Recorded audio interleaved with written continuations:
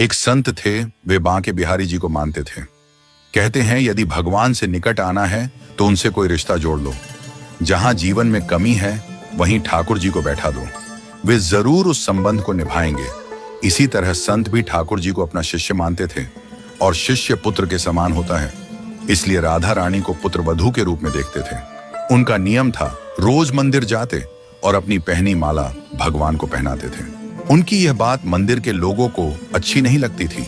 उन्होंने पुजारी से कहा, ये बाबा रोज मंदिर आते हैं और भगवान को अपनी उतारी हुई माला पहनाते हैं। उन्होंने पुजारी जी से कहा कि वे बाबा से इस बात का विरोध करें।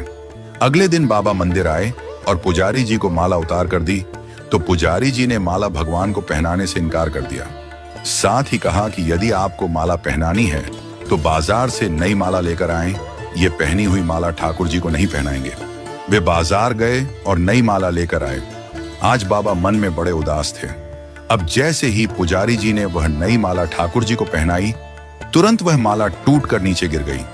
उन्होंने फिर जोड़कर पहनाई, माला फिर टूट कर गिर पड़ी। ऐसा 3-4 बार किया, पर भगवान ने वह माला स्वीकार नहीं की। तब पुजारी जी समझ गए कि उनसे बड़ा अपराध हो गया है और पुजारी जी ने बाबा से क्षमा मांगी। बाबा राधा रानी को बहू मानते थे, इसलिए जब भी मंदिर जाते पुजारी जी राधा रानी के विग्रह के आगे पर्दा कर देते थे। भाव ये होता था कि बहू ससुर के सामने सीधे कैसे आए, और बाबा केवल बिहारी जी के ही दर्शन करते थे।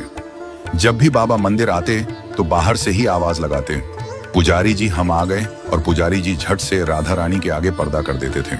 एक दिन बाबा ने बाहर से आवाज लगाई, पुजारी जी हम आ गए। उस समय पुजारी जी किसी दूसरे काम में लगे हुए थे, उन्होंने सुना नहीं। तब राधा रानी ने तुरंत अपने विग्रह से बाहर आई और अपने आगे पर्दा कर दिया। जब बाबा मंदिर में आए तो यह देखकर पुजारी जी को बड़ा आश्चर्य हुआ कि राधा रानी के विग्रह का पर्दा तो लगा है। पुजारी बोले, बाबा आज आपने आवाज तो लगाई ही नहीं। बाबा बोले, पुजारी जी मैं तो रोज की तरह आवाज लगाने के बाद ही मंदिर में आया था। यह सुनकर पुजारी जी और बाबा समझ गए कि राधा रानी ने स्वयं अपने विग्रह के आगे पर्दा किया था। आज से हम मंदिर में प्रवेश ही नहीं करेंगे।